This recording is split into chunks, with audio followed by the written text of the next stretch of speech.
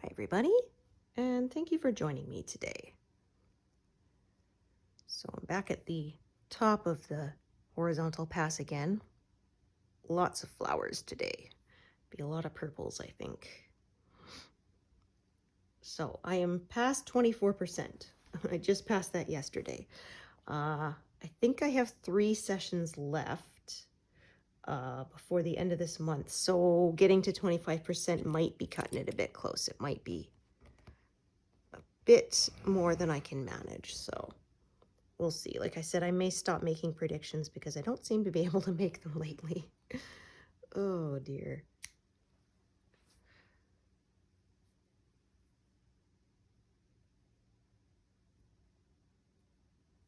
So say there's not dirt under this nail. I smacked it into a cupboard door because I'm a big old klutz. So, yeah. I am always doing that. Apparently, it's a common thing with ADHD. Yeah. Don't have a good sense of where your body ends kind of thing. So you're always walking into corners and walls and things, which, yeah, I definitely do a lot. Oh.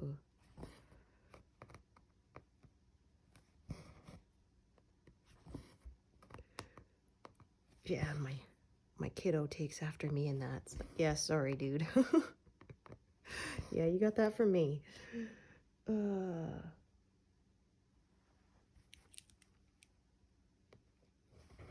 Yeah, I can trip over flat floor. These ends are all a bit fuzzy. So yeah, it's actually been fairly nice here. Still been able to walk outside. It's been cold, but not too cold. Didn't even need my heavy coat. I just wore a big hooded sweater and then my spring coat on top, and with walking, that kept me warm enough as long as there wasn't much wind. Yeah. Yeah, I went with my husband a few days ago, and we ended up taking a bike path down the side because it was more sheltered, because yeah, we sort of didn't realize how windy it was when we headed out. So yeah, the bike path is sort of between houses with trees on either side, so formed a windbreak and was a little more comfortable that way. But yeah, I have, like I said, not been able to stitch as much as I would like, and that is because I have some very sad news. My husband's mother passed away fairly suddenly. About a month ago, we sort of got a hint that something might be wrong, but they were saying that with treatment, she would have up to 5 years left. They started treatment, and it went from that to, sorry, it has not responded, and she has a few days. And so, yeah, they live a province away, and we immediately, the next day, got in the car or the truck and drove down. And fortunately, we did manage to get there. She was still able to recognize all of us, and she was very happy we came to see her. So yeah, I'm really glad we were able to make that trip. But yeah, it's been quite a blow. We were, like I said, she and my father-in-law were quite young when my husband was born, so we were expecting to have her with us for a lot longer than we did. And yeah, so quite sad about that. Yeah,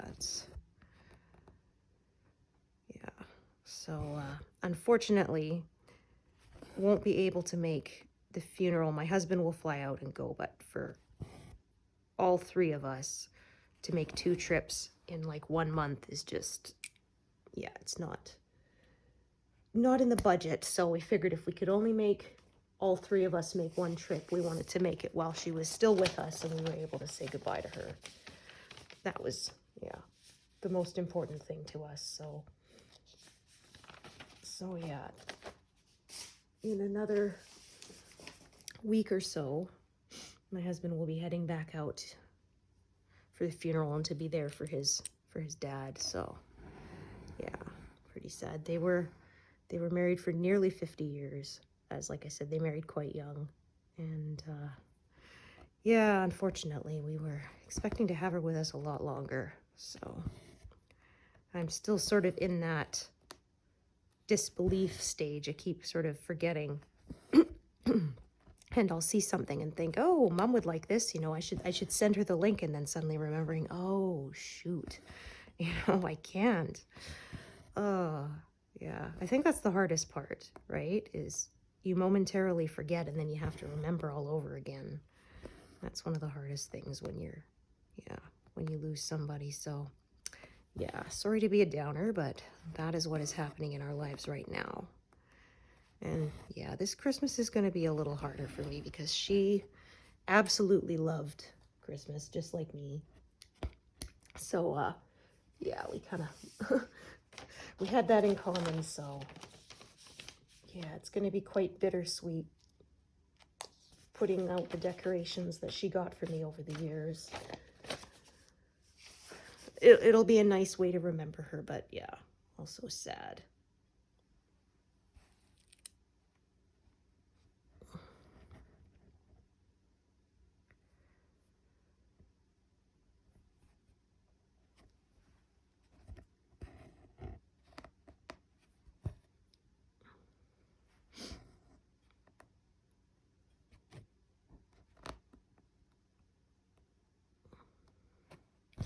Yeah, my husband is taking it fairly well. He's generally pretty stoic, although I know it's still hard for him.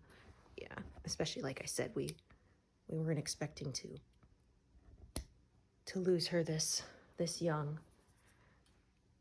She was early 60s, so yeah, that's too young, you know.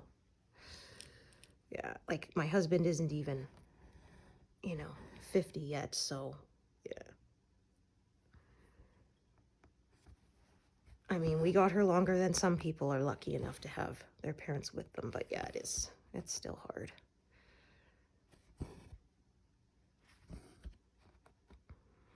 Yeah, and the thing is too, not just can't afford 2 trips in 1 month, but yeah, even in 2 days out of school, my son had to play catch up, so we can't really, take him out for any more days.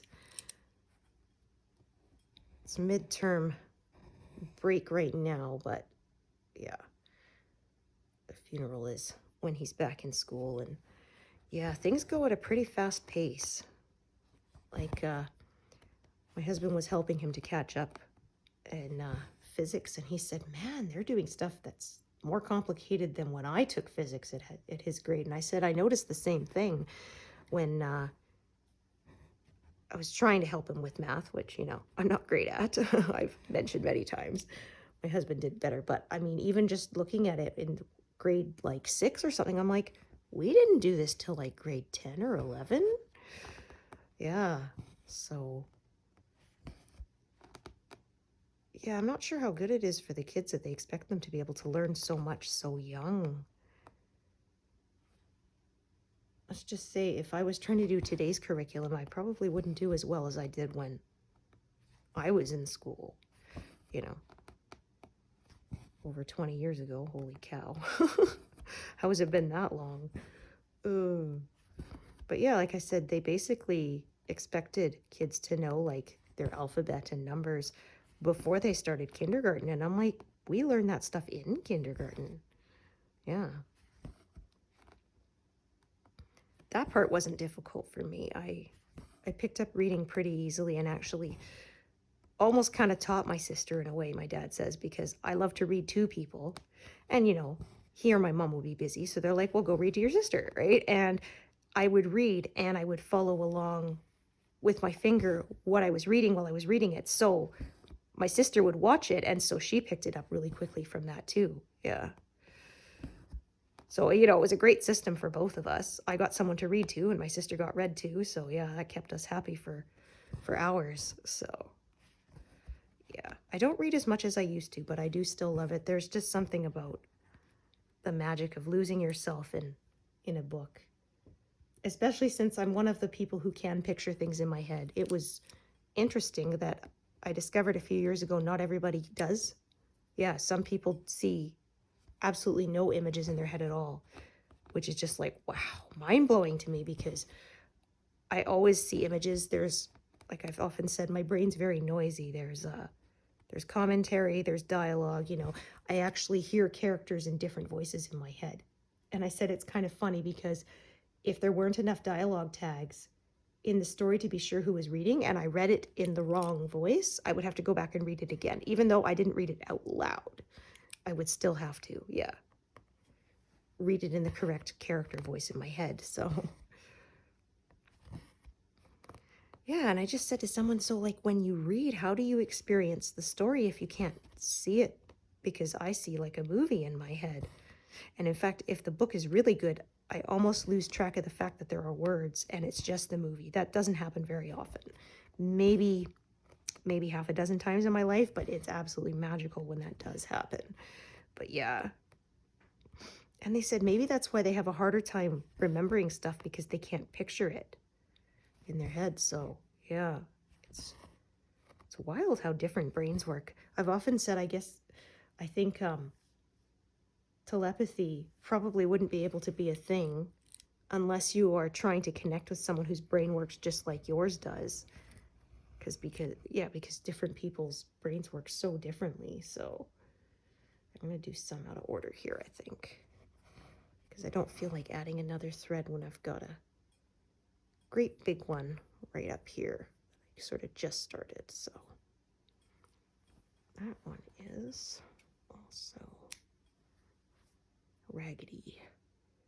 Well, I find if they've been parked for a long time, right, because these have been parked since I did the last pass, they can get kind of fuzzy and worn from just sort of hanging around, getting rolled up in the fabric and stuff. Yeah, that can happen. So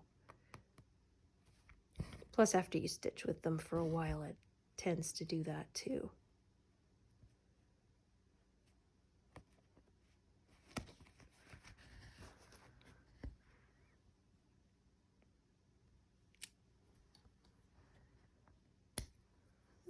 Okay, and then I gotta be careful because this is my edge right there.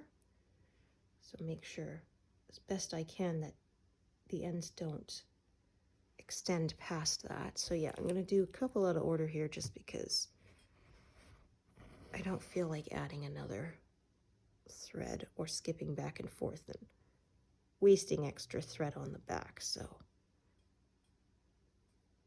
that is why I chose to do it that way. Are you gonna cooperate or not? Ah, gotcha. There we are.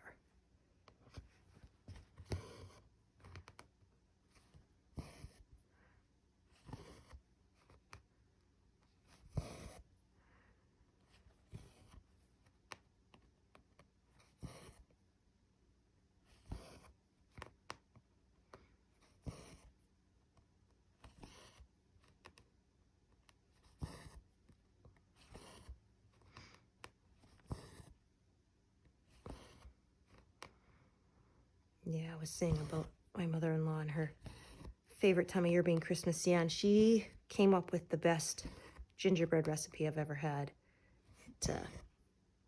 She experimented with lots of different ones, and yeah, hers was by far the best. I find, especially because it doesn't really get stale. It stays, like, it gets a little harder, but it stays soft enough that you can still eat it. Because I remember I made gingerbread in cooking class in high school, and by the time Christmas came, it was a rock. There was no way you could have eaten it. It was great for building, you know, it held its shape, but yeah, you didn't want to eat it. It was terrible. And it could break too. It was more brittle. And the stuff that my mother-in-law came up with is it's almost like I said, it stays a little bit softer, but it still holds its shape. So it's the best of both worlds. And oh, pardon me. So you can, it has a little bit of give and it doesn't break apart too easily, which is really nice. And it's interesting because she doesn't use molasses in it. Every other gingerbread recipe I tried uses molasses and hers doesn't, but molasses is basically what they remove from sugar to make it white sugar. So instead, her recipe has lots of brown sugar. So it's like 6 cups of flour and like 3 cups of brown sugar. So yeah, rather than using white sugar and then adding the molasses back, you just use brown sugar. And yeah, I think that was the secret to it. It works really well.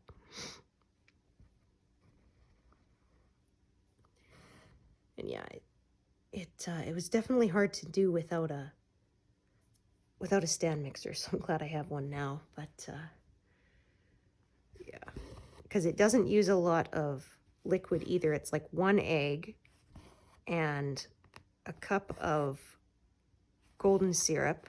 You warm those up together, and that's like it. And of course there's margarine, but like that's it for the liquid ingredients. So yeah, you would think it would be dry, but it wasn't. Yeah, it's the best.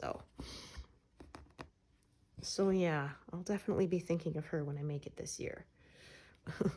2020, my son was helping, and he missed 1 cup of flour, so he put in 5 instead of 6. And we didn't realize the mistake until we tried to assemble the gingerbread house, and it completely collapsed. Yeah, because it looked the same when you baked it, but yeah, it didn't have the structural integrity. So yeah, we tried and it just fell apart. And so it was 2020, that kind of year, right? And my son actually, he was quite good natured, and he said, "Oh, we made a gingerbread rubble instead of a gingerbread house." And somebody said, "Well, just take a dinosaur toy, right, and like stick it in the rubble, and it'll look like the dinosaur destroyed it." Or somebody suggested you could get some cotton candy and make like a tornado. But yeah, so we've been really careful since then. I said when I'm measuring the flour, I'll sort of measure a cup, put it in the bowl, mark it down on a piece of paper, and then that way you can, because yeah, when you're doing 6, it's easy to lose count of where you were, or at least it is for me and my kiddos. So yeah, yeah, we like to make it. We have this one little Christmas light on a string that we use so we can light it up, and I make melted sugar windows. Yeah, apparently one of my cooking teachers said there were these special candies that you could stick in. So if you cut out spaces for the windows, you could stick it in there while you were baking, and it would melt and fill the window. But yeah, I never found them, and I caramelize my own sugar and do it that way.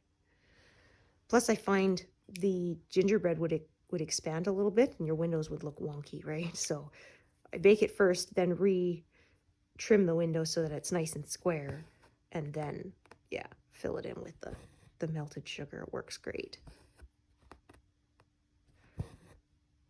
Yeah, it's a big batch, and it's always enough to make a house and at least a few cookies. We usually end up making 2 because it's pretty popular. You only get to have it at Christmas, right? I mean, you could have it other times if you really wanted. There's no law against it, but yeah, it's a traditional Christmas food. So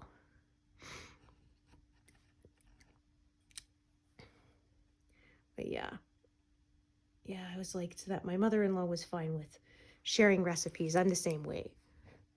I mean, unless it's a recipe that, like it's for a business and you're under obligation to keep it under wraps, I think they should be shared.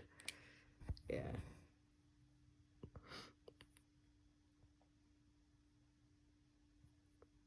And I would hate for, some beloved recipe to be lost, when I pass away. Because, yeah, unfortunately, that's happened in quite a few families, right? The grandmother or great-grandmother won't share the secret of her recipe, and then, yeah, when she's gone, so is the recipe, and, they'd love to make it again to remember her, and they can't. So, yeah. It's funny, though, because I have a recipe for lemon bars that everybody absolutely loves them. They're a big hit whenever I bring them to a potluck. And people ask for the recipe, and it's not mine. I got it from a magazine, so, I can't take credit for it. But, I was more than willing to share it with people.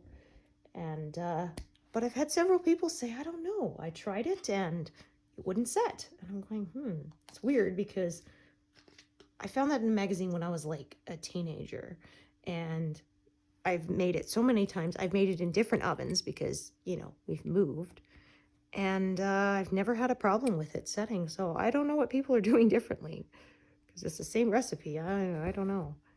It's nice, so it has almost like a shortbread kind of crust. Yeah, icing sugar and cornstarch and flour. And yeah, it's yum. And then the lemon on top is a really nice complement to it. I say icing sugar, but that's a Canadianism. Yeah. Other people call it confectioner's sugar or powdered sugar. But yeah. Yeah, or people call it frosting. We call it icing. So, yeah, it was funny. I did a quiz one day of how many of these Canadianisms do you know? And they were like, some of them, I'm like, oh, I know them, but I didn't know they were Canadianisms. The only ones I didn't get were a couple that were East Coast Canadian stuff, and I'm West Coast, so yeah, I've never been that far. I've been Saskatchewan is the furthest east I've gone, almost into Manitoba. Yeah. My sister has actually gone all the way across Canada. She went in her gap year, yeah, with a friend. They bought a little camper van, like, you know, the old Volkswagen vans. Yeah, they got one of that, and they drove across Canada, so that was pretty cool. I said I wouldn't mind doing that one day. Maybe that'll be a retirement goal. Yeah. My husband likes driving, so I think he would enjoy that too.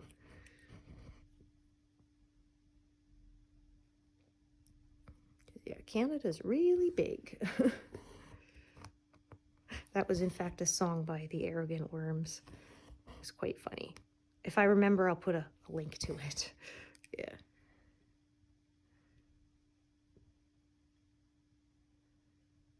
Okay, let me take a look at the length of that one. Not very long. Okay, and let's see this one.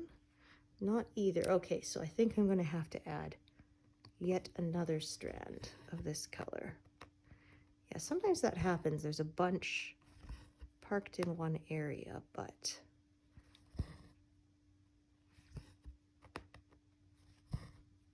yeah, I said my sister went across Canada. So it's, yeah, it's one of those things people always say they want to do, but they never do, but she actually did it. So yeah, good for her.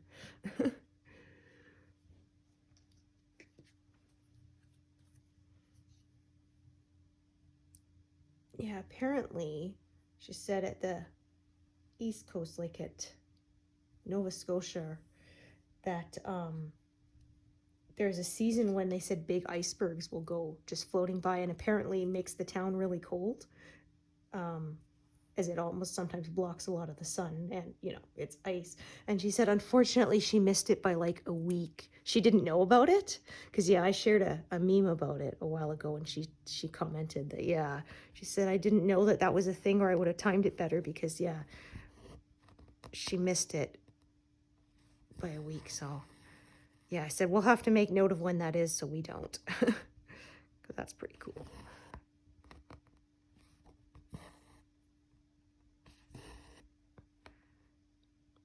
Yeah, we have a lot of variety, because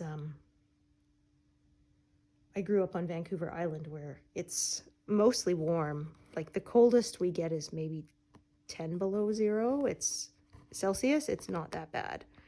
And it depends where you live in BC, because that was the lower mainland. The upper part where the Rockies are is ruddy cold as the rest of it. Yeah. But yeah, Vancouver Island was pretty temperate all year round. And then we moved on to the mainland, but we were in the Fraser Valley, and so same thing, kind of the Rockies keep the warm jet stream air inside that, and so it generally doesn't get that cold. So yeah, when my husband and I married, we moved out to Alberta, and yeah, we sure had to get used to that, because it gets cold. In fact, my husband went to scrape some ice off of our deck, and the thermometer said like minus 47 or something, and he thought it was broken. He thought it couldn't possibly be that cold. And I said, well, you better, he put on a toque, but I said, you better wrap a scarf around your head because like exposed skin will freeze in something like 30 seconds at that temperature. It's, yeah, it's absolutely nasty. And he's like, no, it can't be that cold. It'll be fine. Yeah, he was outside for like 10 minutes. He came in. He said, I think I got frostbite on the bottom of my ears that wasn't covered by the toque. I said, well, yeah, that's why I told you. Because, yeah, my dad had told me about how when he and my mom were first married, they lived up in Prince George. And it gets that cold there. And it's humid, too.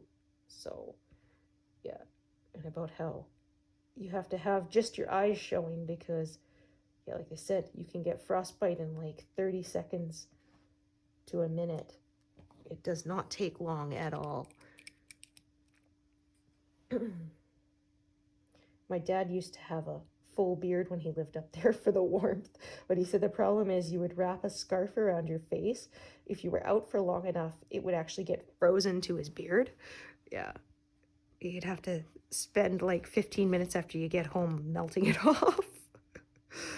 Oh, yeah, car doors freeze, with seals would freeze shut, and, yeah, we were up there, I think until I was about 4, and, yeah, my sister once, she filled up my boots with water and stuck them outside to see what would happen, and of course they froze completely solid, and I couldn't go play outside for like, 3-4 days while they thawed and dried out. I was so mad. Oh, siblings for you, right? She didn't fill up her boots to see what would happen, just mine, right? And I was upset too because they had this nice fake fur lining inside, and I still remember this, even though it's been a long time since then, but that the lining got all matted and it wasn't soft anymore, and I was not happy about that because even after they dried out and I could wear them, they weren't the same. Okay, so that's not terribly long, so I'm going to park this one.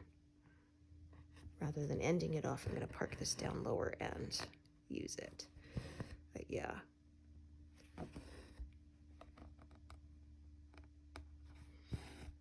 But yeah, like people say it's a dry cold. It does make a difference. Yeah.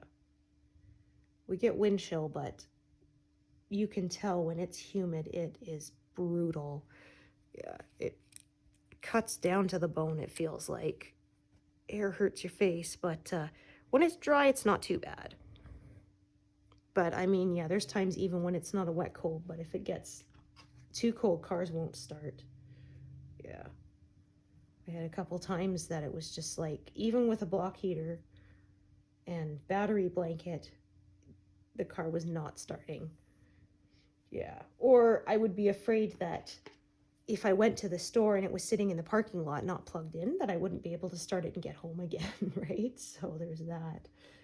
Yeah. Yeah, I'd have to go to work with a block heater cord and make sure that that I plugged it in when I got there. I wouldn't be able to get back home again. Luckily, we don't have it that cold throughout the winter. It's usually maybe a week we get a cold snap like that, and then it's not bad. But yeah, it's it can be pretty brutal. It's kind of funny because I was really worried about how I was going to adjust to it.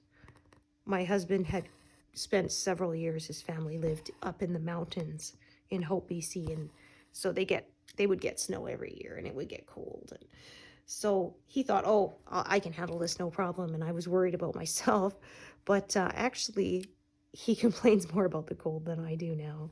Yeah, maybe because he's the one who has to clear the snow. So, although I've done it a few times, but yeah, I don't know. I mean, he doesn't work outside, so not anymore. His last job, he had to do we had a arena he had to do work in, and it's enclosed, but it's not heated at all.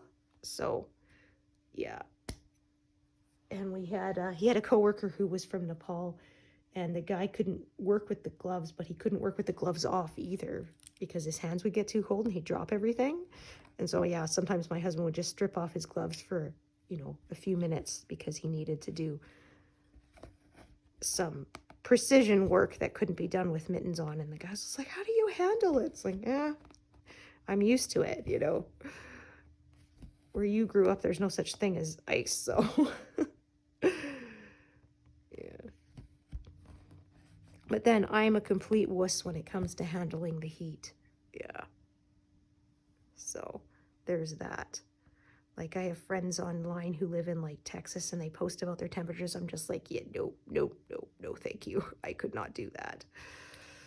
Absolutely could not. As much as I complain about cold, I hate being sweaty even worse. So, all right, I'm gonna work across fairly large area here. Just, that's the way it's sort of working out. The colors are at least here at this point kind of sloping more the same direction as the diagonal, so that works out well.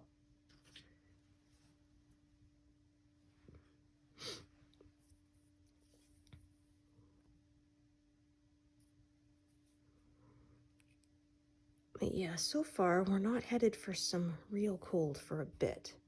Usually our worst comes January, February. Yeah.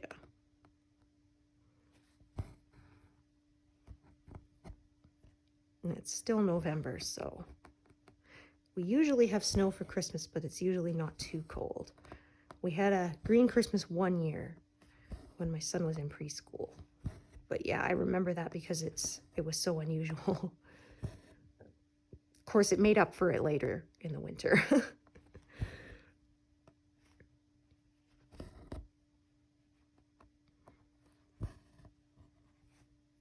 Yeah, I shared a meme the other day that said, you know, I have heated seats, you know, and I have winter tires and heated seats, and it said Canadians flirting. Yeah. One of my friends like, yeah, I have remote start, you know. But somebody said, yeah, I even have a heated steering wheel. I said, oh man, that I would like, because yeah, I have to wear mittens when I'm driving in the winter because the cold from that steering wheel can feel like it goes right down to your bones. It is brutal. And I wear the mittens that they open on the top, and I wear gloves inside. So you can still use your fingers, but it keeps them warm. Yeah.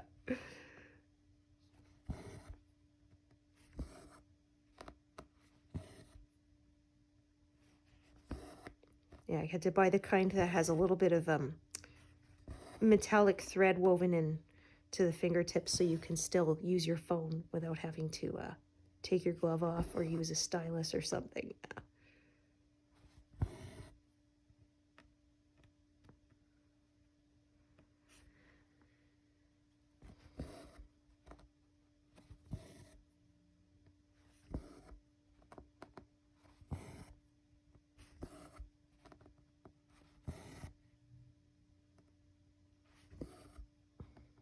I can see here I'm going to have threads branching off because of the way this color is shaped, because yeah, there's kind of a bunch here for a leaf, and then this is kind of outlining the edges of the leaf. So we're going to have sort of one thread is going to carry down this way and one thread is going to carry down the other side.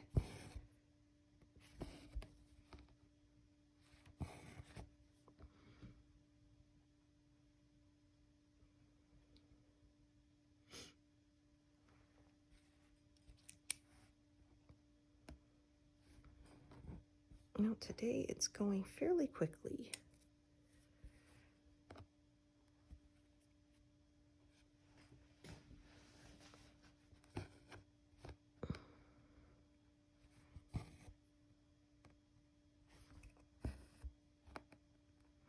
So yeah, like I said, 25 might happen, but we will see. Okay, yeah, I'm gonna end up with different threads going all over the place here. Ooh, pardon me, I can see that right now.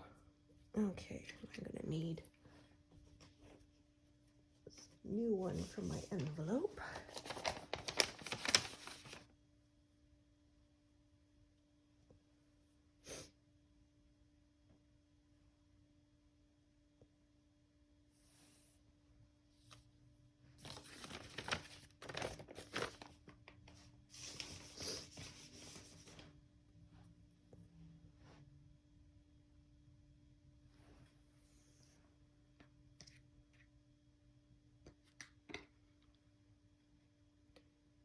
Okay, so yeah, I'm gonna have one that way, probably one curving the other way, another one sort of down here.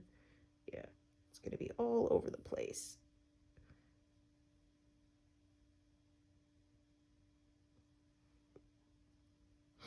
Some people might choose to just sort of cross-country it with one thread. It's totally just a matter of personal preference.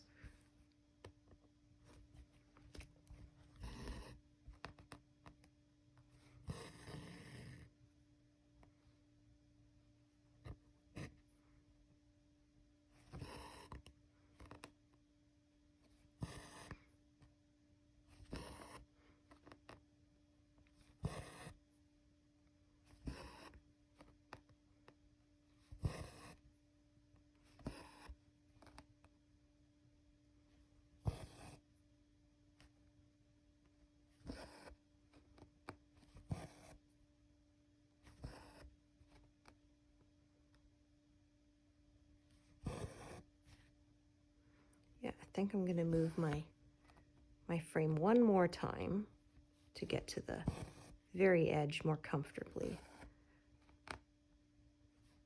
I usually work in a 11 by 17 frame, but when I get to the very edge, I often switch to an 11 by 11 so I don't have to reach as far. Makes it a bit more comfortable on my back.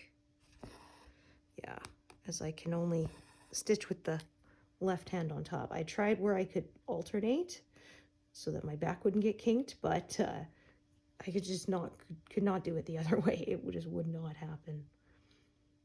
Yeah, so yeah, I sort of have to be careful to try to keep things as balanced as possible when it comes to my back and neck so it doesn't hurt. Although fortunately my neck is back to being good. Or at least my baseline of good. I would still always have to be very careful with it. Not to throw things out, but yeah, it's back to I can have pretty much full range of movement if I'm careful and not have pain.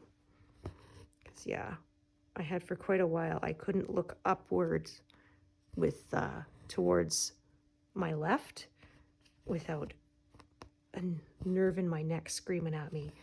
But yeah, that's been better since I did, like I said, my acupuncture, and then I had a flare-up for a while, but yeah, with a few days of being careful and using some muscle rub and such, and my neck stretcher board, it's good again. Like I say, if those measures don't work after a couple of days, then I will go back in for a follow-up with my acupuncturist, but so far it's been good. Yeah, I said I just wish I'd tried it years ago, because I was getting to be the point where I was almost in constant pain. That's what finally made me say, okay, I'm willing to try something different. So it used to be I'd go to the chiropractor sort of every 6 to 12 months, and that would fix me up fine. But yeah, it started to be I was going every month, sometimes even only a week, and it just was not, oh, come on, you.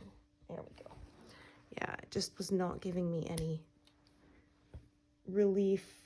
It would give me some, but not full relief, and only for a few days. And yeah.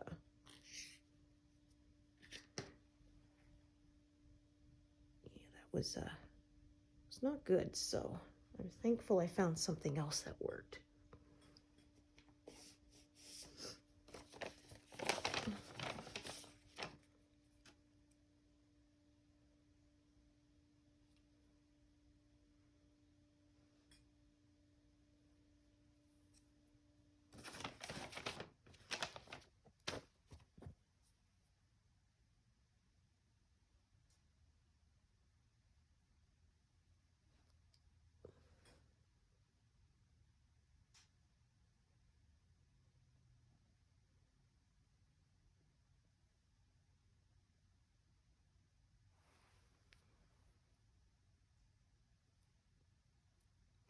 Usually don't have that much trouble threading my needle, but that one didn't want to work with me.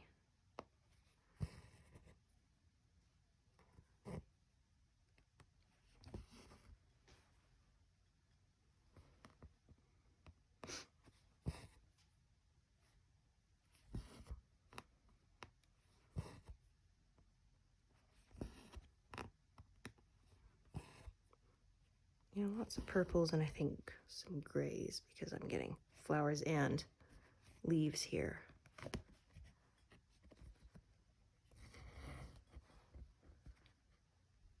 Oops. Bonking my frame there.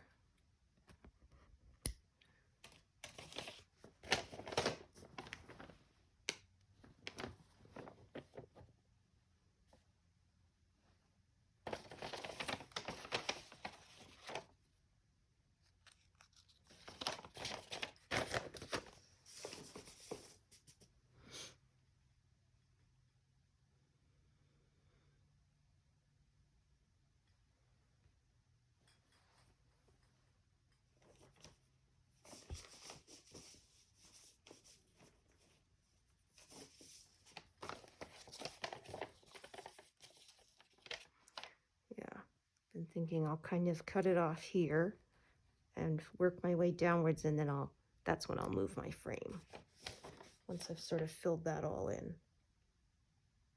Oh, I thought this color was not out in my tray, but actually it was. I just did not pay enough attention.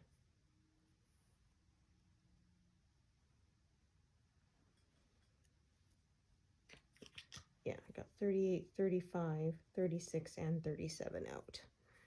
Because there's a fair amount of these colors here.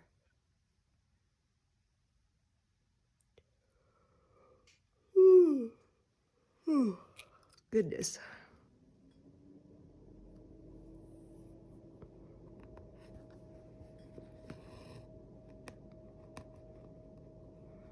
Yeah, I think these are both threaded. No, actually they're not. So yeah, that may be where I will cut it off. We'll see. Decide as I stitch.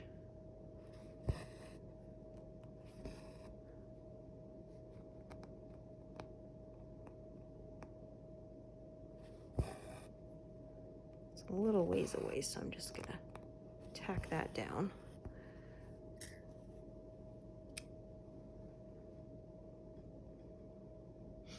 Close enough to carry, but far enough that, yeah, I like to just tack it down to make sure it's not going to go anywhere.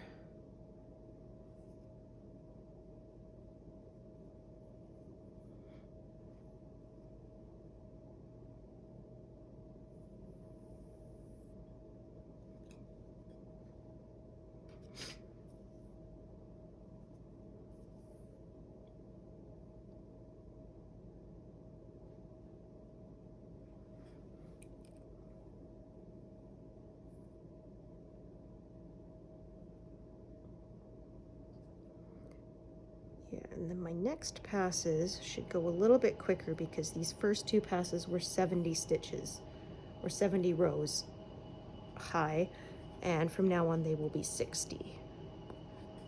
So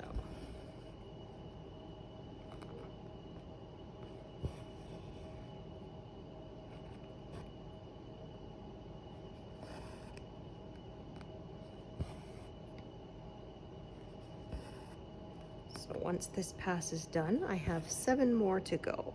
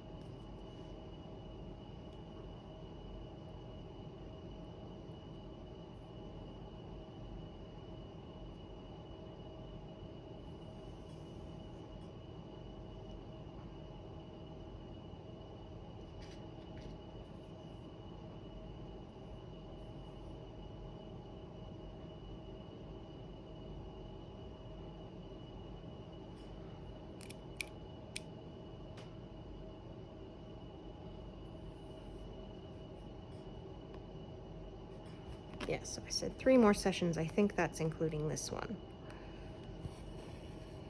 for the end of the month. So I'm going to try to get this horizontal pass completely filled in, but might not be able to. So yeah, said so much happening that didn't get as much stitching time as obviously those other things took priority.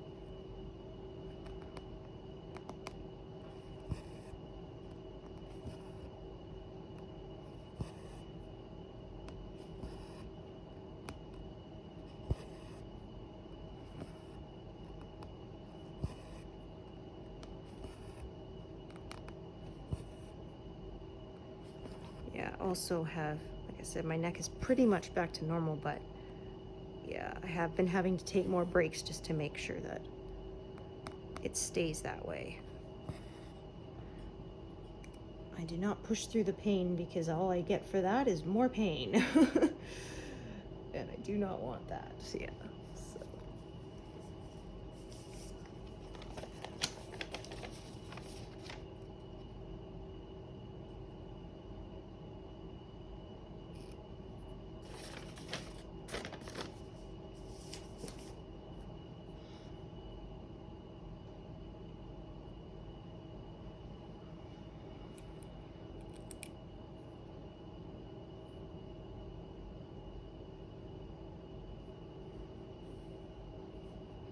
Make sure I'm in the correct spot, yeah.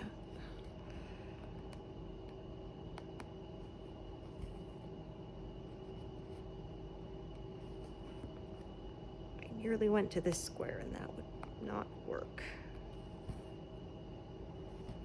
It's a short piece, but I think we can get that one last stitch in the corner here out of it.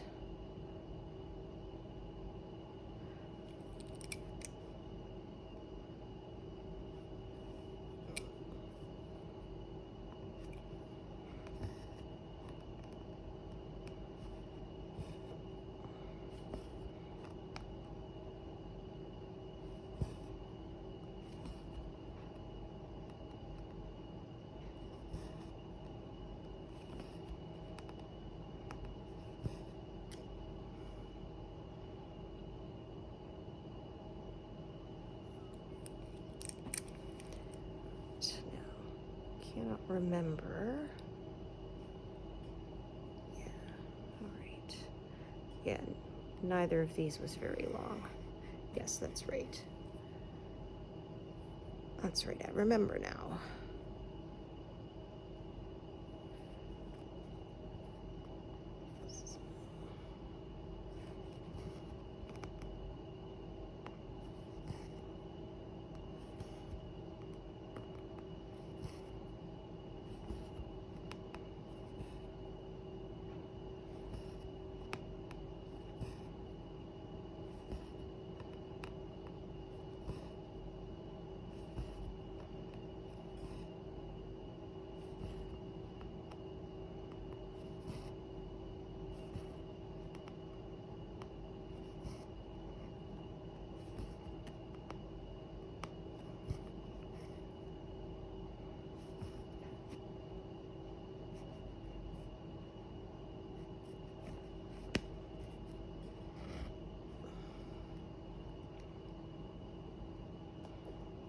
Perfect.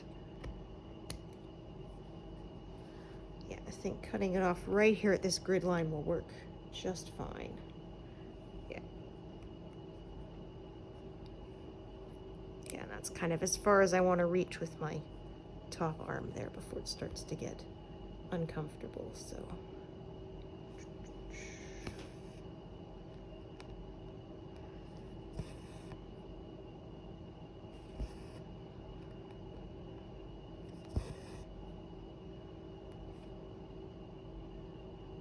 Yeah, we're gonna have threads of this going all over the place. That's just fine though. I don't mind that.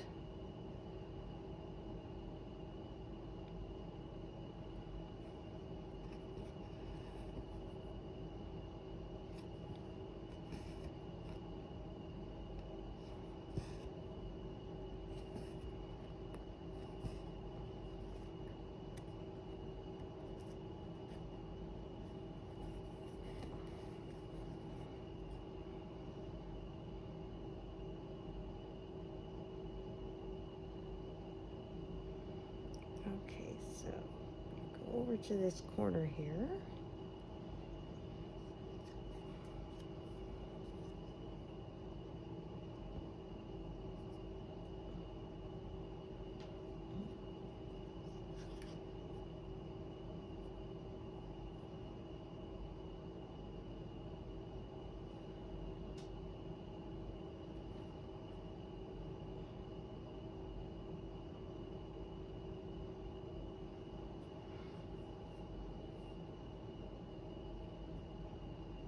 Okay, again, just make sure I am in the right square.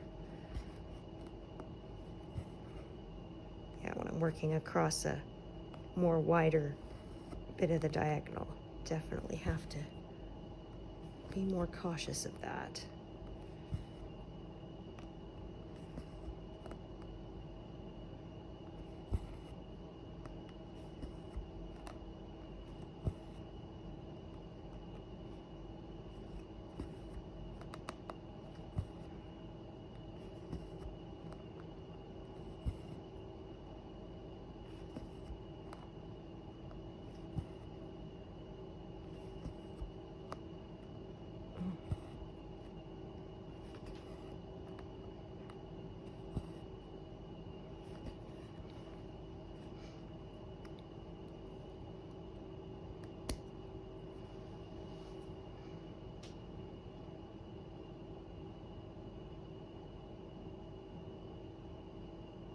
Okay,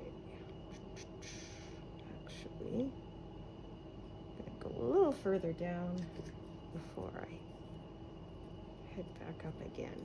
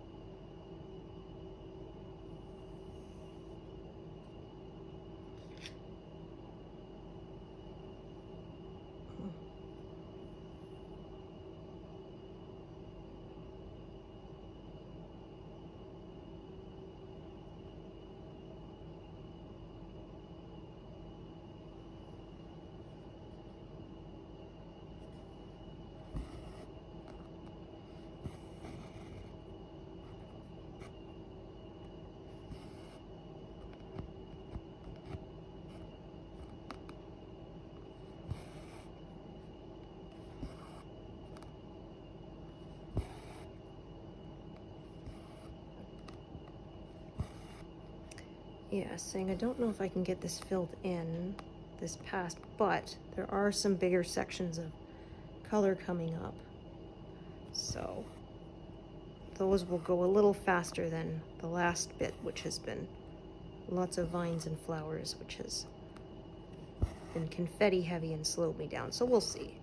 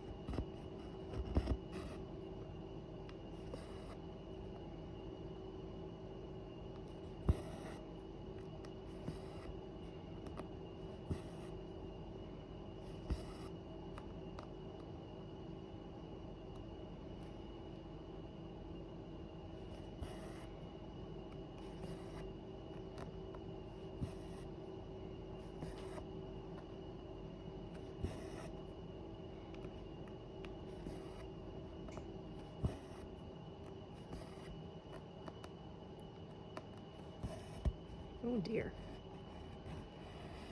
There we go.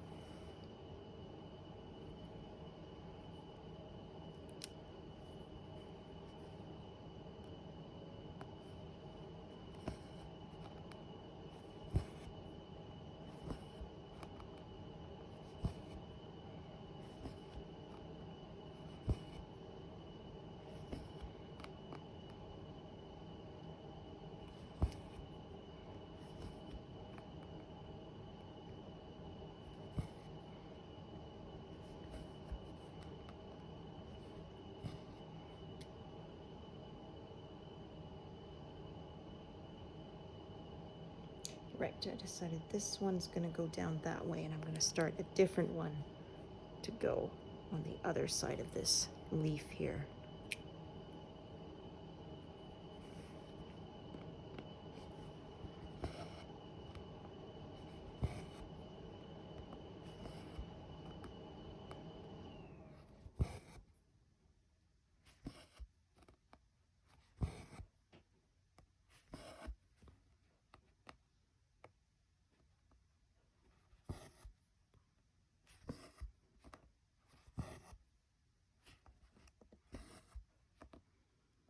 I think I'm gonna take a break soon because, yeah, my neck is starting to complain.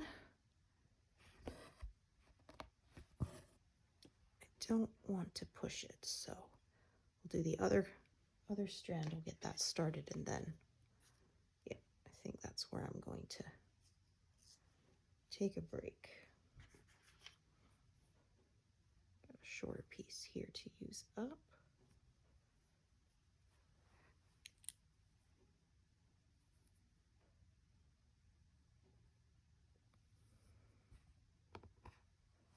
Oh, almost at the wrong space, but then I went, wait a minute, this shouldn't be next to a purple, and also it should be only one above that bottom grid line. So yeah, I try to remember to do that cross check so that I don't make as many mistakes.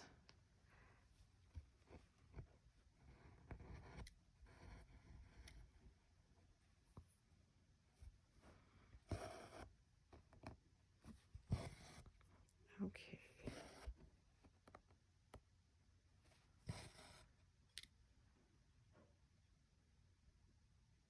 All right, so yeah, I think that's where I'm going to take a break because, yeah, like I said, my neck is starting to complain, and I'm not going to push myself to that point. So yeah, thank you so much for joining me today, and hope to see you here next time. All right, thanks everyone. Bye.